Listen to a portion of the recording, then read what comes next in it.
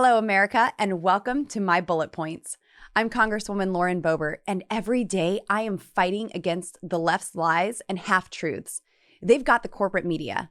They've got big tech. They even own the Hollywood elite. So getting the truth to the American people is more important and more difficult than ever before.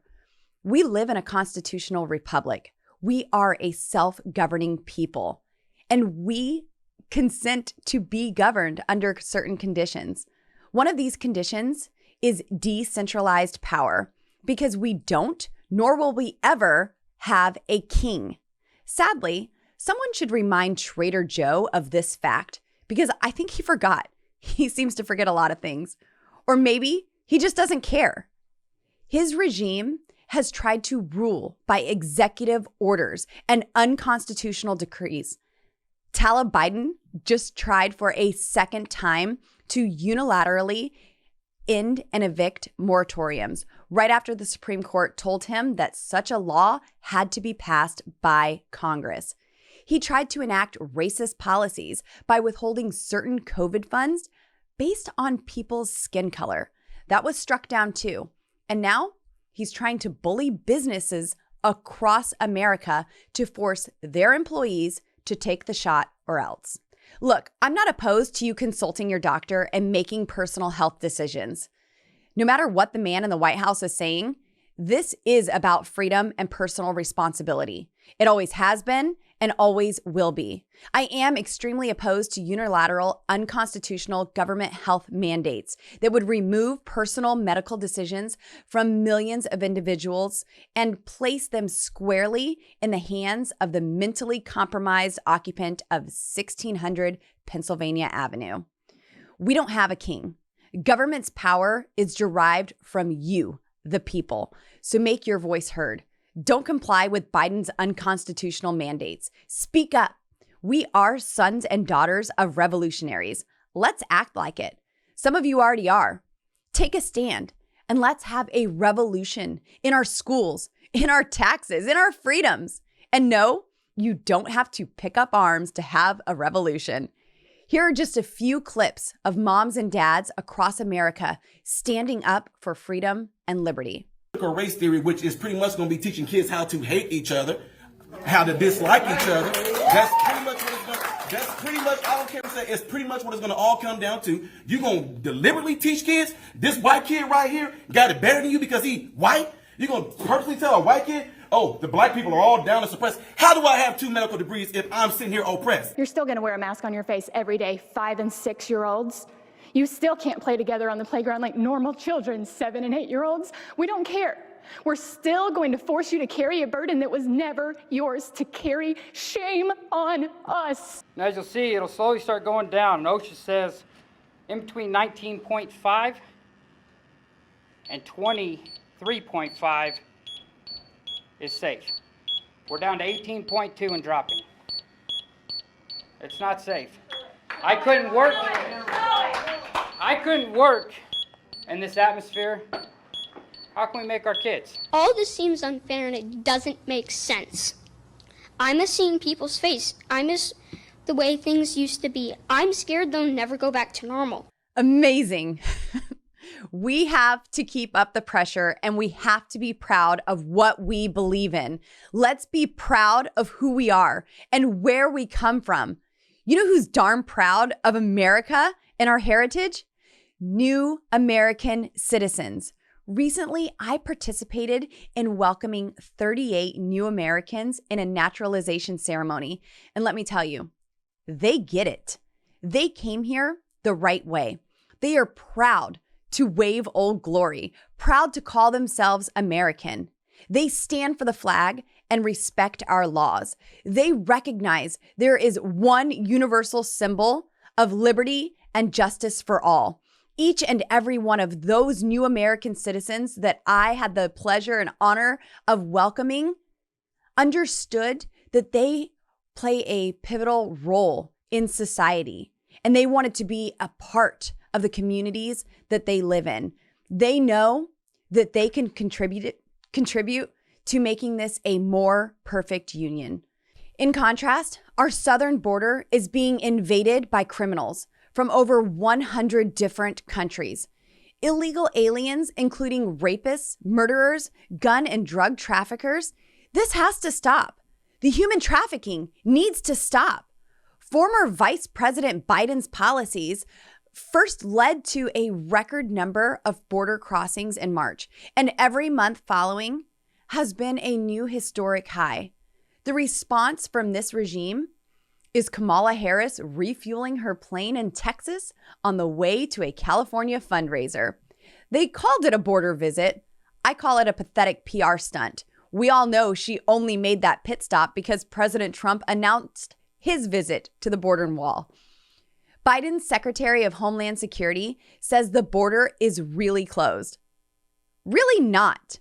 I'd hate to see what an open border looks like to him. Biden canceled construction of the border wall on day one of his tyrannical regime. And don't think he's saving you any money. Nope. These contracts are still out there, and you are paying $3 million every day for a wall that is not being built. Just listen to this guy try to act like everything is honky-dory at the border. Our message has been straightforward and simple, and it's true. The border is closed. Democrats saying that the change in Biden administration policy is fueling the crisis. How do you respond? I respectfully disagree with them. But it's not just the regime that has had a pathetic response. Remember AOC crying at the fence so she could blame Trump for the kids in Obama's cages? Remember the outcry? Our human rights abuses. I cannot sleep at night knowing these children are here. Free the children! Free the children! Free the children! Free the children! And what was worse about this, Mr. Chairman, was the fact that there were American flags hanging all over these facilities. Well, now that we have tens of thousands of families being separated, rape trees at the border with women's undergarment hung from them like trophies, girls, young teenagers being sent on this journey with Plan B, an actual crisis, she's attending the Met. That's right. Under President Trump, it was crocodile tears. And under President Biden, she's turned her back on the children and families at the border in order to attend a $30,000 per ticket event in her designer dress. Can we get the front? Can we get the front? It makes you ask. It makes you wonder. Was she using the children at the border as a prop to advance her profile? Did she stand on the tragedy of poor and desperate children to advance her political career? Well, I'll let you decide. Sadly, the border isn't the only place these Democrats have preyed on poor and desperate people in difficult situations. Planned Parenthood has been targeting pregnant women, specifically women of color, since the beginning. You've heard it before. The founders said, and I quote, "We do not want word to go out that we want to exterminate the Black population." That's sick. That's disgusting. That's Planned Parenthood and the abortion industry. This week, Democrats voted to have abortion on demand in all 50 states. H.R. 3755, which Democrats call the Women's Health Protection Act, and babies call a death sentence, would do the following. It imposes abortion for any reason until birth throughout the United States. When Democrats say any reason, what they mean is abortions because of babies with Down syndrome, or because of their sex, or any other reason they choose. States across America have, after 50 years of providing lip service to the pro-life movement, finally have started to pass protections for the preborn. This legislation seeks to nullify those laws, removing ultrasound requirements, informed consent laws, and laws that regulate the prescribing or dispensing of dangerous chemical abortion drugs. Bottom line, Democrats want more protections for the sage grouse in Colorado than they do preborn babies made in the image and likeness of God. We have to stand up for what we believe in, and we have to hold Democrats accountable. We have to hold the Biden regime accountable for what they've done. Where are the oversight hearings for killing 10 innocent civilians in a drone strike? Not a single hearing has taken place. Where's the oversight hearings to address the flooding of our southern border, the complete invasion of our country? Why don't we know what was said on Biden's call with Afghanistan President Ghani? I could go on and on about the corruption and lies we've seen over the last year that have gone completely unchecked. But some of us are fighting back. Just recently, I filed articles of impeachment against Joe Biden, and I was joined by Chairman of the Freedom Caucus, Andy Biggs, and Representatives Jody Heiss, Jeff Duncan, Ralph Norman, and Louis Gohmert. Thank God for patriots like these who are willing to stand up and say truth to power. The truth is, Joe Biden violated the public trust with willfully abandoning his duties as president and violating his oath of office. He is personally responsible for the disastrous withdrawal from Afghanistan, and we're standing up to hold him to account.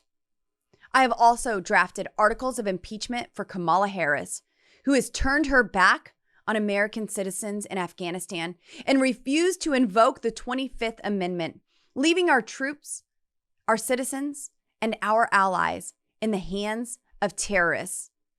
Now is not the time to cower in the corner. Now is the time to act.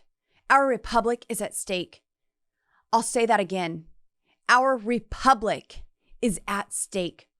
And I intend to keep our republic strong. Thanks for listening. I'm Lauren Boebert, and these were my bullet points.